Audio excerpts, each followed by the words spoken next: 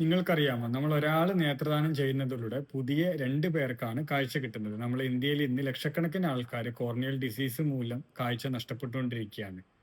അതില് ദിവസേന ആയിരക്കണക്കിന് ആൾക്കാരുടെ പുതിയ ലിസ്റ്റുകൾ ആഡ് ആയിക്കൊണ്ടിരിക്കുകയാണ്. നമുക്കൊരു സംശയം ഉണ്ടാവും ആർക്കൊക്കെ നേത്രദാനം ചെയ്യാമെന്നുള്ളത്. നമുക്ക് കാഴ്ചക്കുറവുള്ളവര്, അതുപോലെ ഡയബറ്റിക് ഉള്ളവര് എല്ലാവർക്കും തന്നെ നമുക്ക് ഇത് നേത്രദാനം ചെയ്യാൻ പറ്റുന്നതാണ്. അതായത് നേത്രദാനം എന്ന് പറയുന്ന സമയത്ത് നമ്മുടെ കണ്ണ് ഫുള്ളായിട്ട് അങ്ങ് എടുക്കുകയല്ല ചെയ്യുക. നമ്മുടെ കണ്ണിന്റെ മുമ്പിലുള്ള കോർണിയ എന്ന് പറയുന്ന ഒരു ലെയർ മാത്രമാണ് എടുക്കുന്നത്. ചില പ്രത്യേക ഡിസീസിൽ മാത്രമാണ് നമുക്കിത് കോർണിയൽ ട്രാൻസ്പ്ലാന്റേഷൻ നടക്കാതുള്ളത്.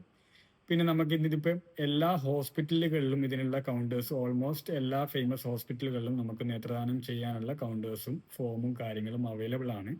നമ്മൾ മരിച്ച് 4 to 8 മണിക്കൂർ വരെയാണ് ഈ ഒരു സർജറി പ്രൊസീജിയർ നടക്കുക. അപ്പോൾ നിങ്ങൾ ആഗ്രഹമുള്ളവർ നിങ്ങളുടെ അടുത്തുള്ള ഹോസ്പിറ്റലിൽ എൻക്വയറി ചെയ്യുക, ഏത് ഹോസ്പിറ്റലാണ് ഇത് അവൈലബിൾ എന്നുള്ളത് നിങ്ങൾക്ക് അതിൻ്റെ കൺസേൺസ് സൈൻ ചെയ്ത് കൊടുക്കാവുന്നതാണ്. നിങ്ങൾ മരണപ്പെട്ട് കഴിഞ്ഞാൽ എത്രയും പെട്ടെന്ന് തന്നെ നിങ്ങളെ ബന്ധുക്കൾ ഈ ഒരു കാര്യം ഇൻഫോം ചെയ്യേണ്ടതാണ്.